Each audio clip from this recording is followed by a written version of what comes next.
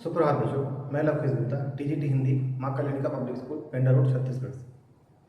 हम लोग पढ़ रहे हैं कक्षा 8 में पुस्तक लगी है भारत की खोज। हम लोग आज का पाठ 2 भागेल पढ़ रहे हैं, तलाश का भागेल पढ़ रहे हैं और उसमें भी हम लोग पढ़ रहे हैं भारत के अतीत की झांकी। तो आइए हम लोग पाठ की तरफ चलते हैं। बीते हुए सालों में मेरे मन में भारत ही भारत रहा है। जो जवाहरलाल नेहरू हैं, उन्होंने अपनी किताब लिखी थी डिस्कवरी ऑफ इंडिया, उसी का ये हिंदी में अनुवाद है जिसको हम पढ़ रहे हैं। तो ये कहते हैं बीते हुए सालों में मेरे मन में भारत ही भारत रहा है। पिछले पार्ट में हमने पढ़ा था कि वो कुछ लिखना चाह रहे हैं, अब वो कुदाल के जगह उन्होंने कलम उठा ली है। तो कह रहे हैं कि पिछले कुछ सालों में मेरे मन में भारत ही भारत रहा है, मतलब जो बीत गए दिन, जो साल बीत गए हैं, ठीक है, मेरे मन में केवल भारत की ही बात रही है। इस बीच में बराबर उसे समझने और उसके प्रति अपनी प्रतिक्रियाओं का विश्लेषण करने की कोशिश करता रहा। इस बीच मैंने भारत को समझने की, ठीक है, और उसके बाद जो मेरी प्रतिक्रिया हुई है, जो इसके बारे में मैंने जो जाना है और जानने के बाद मेरे मन में जो प्रतिक्रिया हुई है, ठीक है, प्रतिक्रिया का मतलब होता क्या होता है, रिएक्शन, ठीक है ना। किसी चीज को जानना, उसको जानने के बाद जो उनके मन में बात पैदा हो उसका विश्लेषण करने की कोशिश करता रहा। विश्लेषण का मतलब क्या होता है, छानबीन करना। विश्लेषण का मतलब क्या होता है, एक शब्द है विश्लेषण, इसको हम क्या बोलते हैं, छानबीन।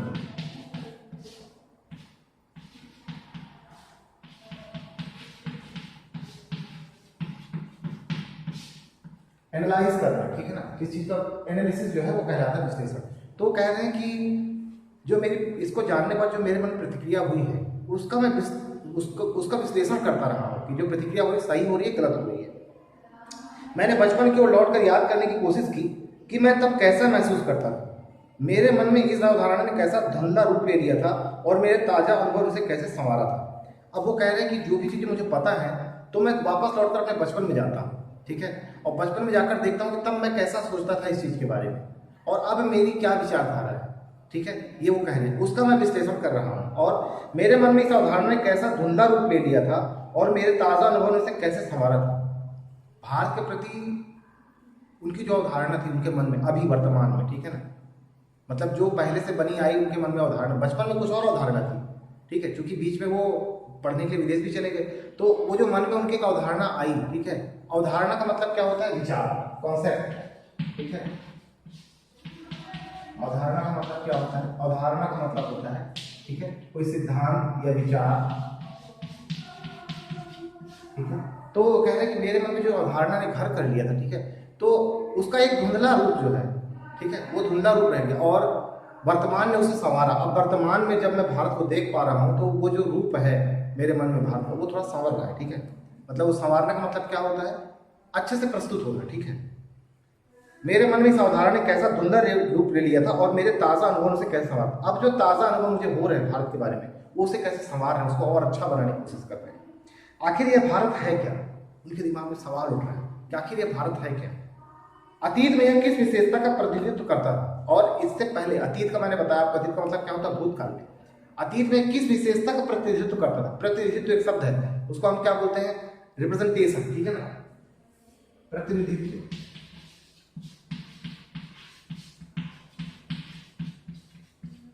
इसको हम अगुवाई बोलते हैं, ठीक है ना, शब्द है अगुवाई। मतलब किस चीज को रिप्रेजेंटेट करता है, कि कौन सी विशेषता को रिप्रेजेंटेट करता था पहले भारत, ठीक है ना। उसने अपनी प्राचीन शक्ति को कैसे खो दी, और जो उसकी प्राचीन शक्ति, सवाल पूछ रहे हैं अपने आप से ही कि जो मतलब अब कुछ लिखना चाह रहे हैं तो उनके मन में सारे सवाल पैदा हो रहे हैं भारत के बारे में कि ये भारत क्या है, ठीक है, इसका अतीत कैसा था, अतीत में किस तरह की विशेषता का प्रतिनिधित्व करता था ये, इसने अपनी प्राचीन शक्ति को कैसे खो दिया, क्या उसने इस शक्ति को पूरी तरह खो दिया है, मतलब जो इसकी विशेषता है भारत की, उस जो शक्ति है, क्या उसने उसको पूरी तरह से खो दिया है। और भारत की जो विशाल जनसंख्या है, इसके अलावा क्या कुछ विशेष इसके पास है। विशाल जनसंख्या का बसेरा होने के अलावा क्या आज उसके पास ऐसा कुछ बचा है जिससे जानदार कहा जा सकता है, जानदार कहा जा सके। मतलब क्या भारत में एक बड़ी आबादी है, आपको पता है दुनिया की दूसरे नंबर की आबादी भारत में पहले भी। तो कहने का मतलब है कि जवाहरलाल नेहरू के समय वो कह रहे हैं कि इतनी बड़ी आबादी है, इतना बड़ा देश है, इतने सारे लोग हैं, तो इसके अलावा क्या कोई जानदार चीज है यहाँ। हम दुनिया को कहते हैं कि नहीं हमारे पास, हम दुनिया में दूसरे नंबर की आबादी हमारे पास है, ठीक है, ये तो हम कह रहे हैं जिंदा लोग हैं हमारे पास, ठीक है, लेकिन क्या इसके अलावा कोई और जानदार चीज है, कोई और मजबूत चीज है। जानदार का मतलब क्या होता है, मजबूत, ठीक है, कोई ठोस चीज है हमारे पास जिससे हम दुनिया को बता सकें नहीं हमारे पास ये चीज भी है। और अगला प्रश्न, आधुनिक विषय से उसका तालमेल किस रूप में बैठता है? और जो वो जानदार चीज है, ये जो भारत है आधुनिक विश्व में, जो आज की दुनिया है, उसके साथ भारत का हम तालमेल कैसे बैठाएं? ठीक है, तालमेल का मतलब होता है संतुलन। पूरी दुनिया से, ठीक है, भारत का हम कैसे तालमेल बिठाएं, ठीक है, कैसे संतुलन बनाएं, कैसे संतुलन हम दिखाएं कि नहीं अगर आपके पास कुछ ये है तो हमारे पास तो इतना सारा है, ठीक है, हम भारतीयों के पास ये सब कुछ है, एक संबंध कैसे हम स्थापित करें, ठीक है, एक बैलेंस, ठीक है, वो ये यहाँ पे पूछ रहे हैं। तो कह रहे हैं कि भारत मेरे खून में रचा बसा था, क्योंकि भारत में पैदा हुई, भारत मेरे खून में रचा बसा था, इसके बावजूद मैंने उसे एक बाहरी आलोचक की नजर से देखना शुरू किया। अभी कह रहे हैं कि एक तरह से अपनी खुद की भी आलोचना है की। ये कह रहे हैं कि भारत तो मेरे खून में रचा बसा था, लेकिन मैंने उसको एक भारतीय की तरह देखना मंजूर नहीं किया, ठीक है, एक बाहरी आलोचक के तौर पर कि अगर कोई बाहरी दुनिया का कोई और व्यक्ति होगा तो भारत को किस तरह से देखेगा, मैंने अपने आप को उस तरह रख लिया, ठीक है ना। आगे देखिए, मैंने ये क्यों कहा कि वो कहीं ना कहीं अपनी आलोचना भी कर रहे हैं, अभी आपको स्पष्ट होगा, ठीक है। एक ऐसा आलोचक जो वर्तमान के साथ साथ अतीत के बहुत से अवशेषों को जिन्हें उसने देखा था नापसंद करता था, यही वो बात थी। वो कह रहे हैं कि एक ऐसा आलोचक जो वर्तमान के साथ साथ अतीत के बहुत से अवशेषों को जिन्हें उसने देखा था, मतलब वर्तमान समय में जो घटनाएं घटित हो रही थी, ठीक है, जो ध्वंसावशेष हो रहा था, ठीक है, और समाज का व्यवस्था का, और उसके पहले जो कुछ हो चुका था, वो सारे अवशेष, ठीक है, सारा बचा खुचा उनके सामने था, ठीक है, जिसको वो नापसंद करते थे, जिसको नेहरू जी पसंद नहीं करते थे, वो सब कुछ उनके सामने था। एक हद तक मैं उस तक पश्चिम के रास्ते से होकर पहुंचा, वही बात जो मैंने आपको कही।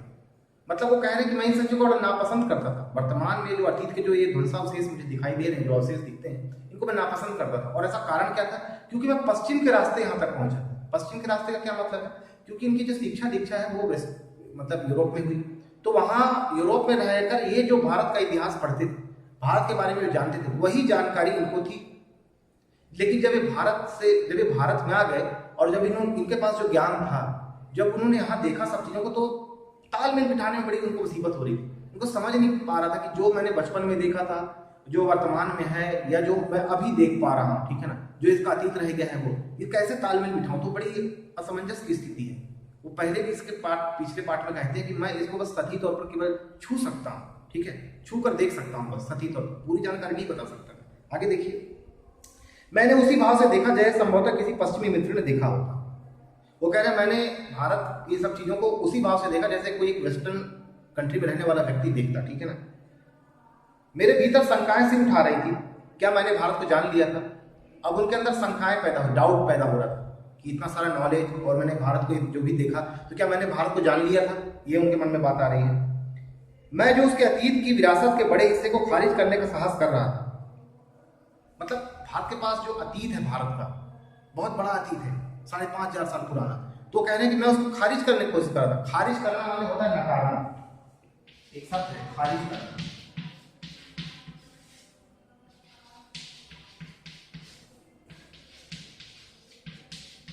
नकारना या अस्वीकार करना। तो कह रहे हैं चूंकि मैं पश्चिम के रास्ते भारत तक पहुंचा था, मतलब जानकारी जो थी मेरी, ठीक है, जैसे कोई पश्चिमी मित्र, मतलब यूरोप में रहने वाला कोई व्यक्ति भारत को इस नजरिए से देखता, तो वैसे ही मैंने भारत को देख रहा था। मैंने भारत को देखा था या देख रहा था, तो मैं किस साहस के कारण, मैं ऐसा क्यों कर रहा था कि उन सब चीजों को, जो भारत का जो अतीत है, उसको मैं किस कारण से नकार रहा था, ठीक है, मैं उसको अस्वीकार नहीं कर रहा था। वो ऐसा क्या था, ठीक है ना, उनको ऐसा लगा क्या मैंने जान लिया है जिस कारण से मैं इसको नकार रहा हूँ कि हाँ मुझे भारत के बारे में सब जानकारी, ये सब तो गलत है, ठीक है, इसको तो खत्म करो, ये तो बेकार की चीज है, जो आप अपना अतीत बताते हैं वो सब गलत है। वो कह रहे हैं, ये बात कहना चाह रहे हैं। आगे देखिए, लेकिन अगर भारत के पास वह कुछ नहीं होता जो बहुत जीवंत और टिकाऊ रहा है, और वो क्या है, वो अतीत की बात है, ठीक है, जो भारत का अतीत है, जो यहाँ का इतिहास रहा है, वो कह रहे हैं कि भारत के पास जो उसका जो भी बहुत ही जीवंत, ठीक है, माने जो सजीव और टिकाऊ माने मजबूत रहा है, ठीक है ना, जो आज तक नष्ट नहीं हुआ, मैं उसको कैसे खारिज कर दूं? वह बहुत कुछ जो सार्थक है, तो भारत का वजूद उस रूप में नहीं होता जैसा आज है, और वह हजारों वर्ष तक अपने सभ्य अस्तित्व की पहचान इस रूप में कदापि बनाए नहीं रख सकता था। वह विशेष तत्व तो आखिर क्या था? अब वो कह रहे हैं कि मैं उस पर्टिकुलर चीज को खोज रहा हूँ, जिसके कारण भारत ने आज तक अपने आप को इस स्थिति में बनाए रखा। वर्तमान की स्थिति में कितने सारे आक्रमण हुए अंग्रेजों का गुलाम होने के बावजूद भी, इसकी वो विशेष चीज क्या है? सवाल पैदा करते हैं यहाँ पर कि वो विशेष तत्व आखिरकार क्या है जो इसको अभी तक जीवंत और टिकाऊ बनाए हुए हैं, ठीक है। ये वो उस विशेष तत्व की खोज के बारे में बात कह रहे हैं। आगे देखिए, मैं भारत के उत्तर पश्चिम में सिंधु घाटी में मोहनजोदड़ो के टीले पर खड़ा था। आप इंडस वैली सिविलाइजेशन आप हिस्ट्री में पढ़ते हैं, तो जो भारत के पश्चिमोत्तर प्रांत में है, पाकिस्तान से लगा हुआ, पाकिस्तान में ही है वो। तो भारत के उत्तर पश्चिम में से जो सिंधु घाटी है, सिंधु घाटी सप्ताह इसको बोलते हैं, इंडस वैली सिविलाइजेशन, वहां पर एक जगह है मोहनजोदड़ो, ठीक है। तो वो मोहनजोदड़ो के टीले पर खड़े थे। मोहनजोदड़ो को बोलते हैं मुद्रों का टीला। तो वो उस टीले पर खड़े थे। मेरे चारों तरफ उस प्राचीन नगर के घर और गलियां बिखरी थी। जब वहां पर खड़े तो वो जो प्राचीन नगर था पूरा टूटा फूटा, उसका भग्नावशेष है वहां पर, केवल अवशेष बच गए उसके। तो वहां पर सब कुछ बिखरा पड़ा था, केवल चौड़ी सड़कें उनको दिख रही थी और गलियां, जिसका समय 5000 वर्ष पहले बताया जाता है। बता रहे कि ये जो सिंधु घाटी सिविलाइजेशन है, जो इतिहासकार हैं, ठीक है, जो भूगोल वेत्ता है, वो बताते हैं कि लगभग 5500 वर्ष पुरानी ये सभ्यता है, ठीक है। तो साथ ही यह भी कहा जाता है कि वहां एक प्राचीन और पूर्णतः विकसित सभ्यता थी। अब वो कह रहे हैं कि ऐसा भी कहा जाता है कि ये जो सभ्यता नष्ट हो गई है, ये बहुत पुरानी, 5500 साल पुरानी, लेकिन वो पूरी तरह विकसित सभ्यता थी। 5500, हम लोग आज दुनिया में इतना आगे आ गए हैं, लेकिन अभी भी हम लोग विकास करने में लगे हुए हैं। और वो 5500 पहले वो सभ्यता विकसित हो चुकी थी। हम लोग भारत में भी विकासशील देश में आते हैं, और वो हमारी सभ्यता जो 5500 साल पहले हमारा थी, वो विकसित हो चुका था।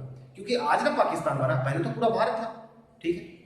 तो वो कह रहे हैं कि ये इसके स्थायी रूप से टिके रहने का कारण क्या है, ये स्थायी रूप से टिका रहा इतने लंबे समय तक, आखिरकार वो क्या कारण था।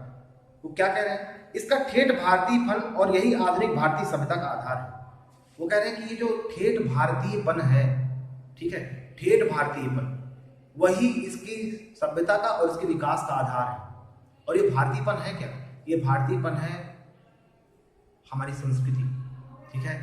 ये विविधताओं का जो सामंजस्य भारत के अंदर है, जो अनेकता में एकता की जो बात है भारत के अंदर, यही उसका ठेठ भारतीयपन है, जो इसको अभी तक जीवंत और मजबूत और टिकाऊ बनाए हुए। यही वो विशेष तत्व है जिसकी वो बात पहले पूछ रहे थे, जिसके लिए वो सवाल खड़ा कर रहे थे। आगे देखिए, यह विचार आश्चर्यचकित कर देता कि कोई संस्कृति या सभ्यता इस प्रकार 5-6 हजार वर्ष तक या उससे भी कुछ अधिक समय तक निरंतर बनी रहे, वह भी परिवर्तनशील और विकासमान रहकर।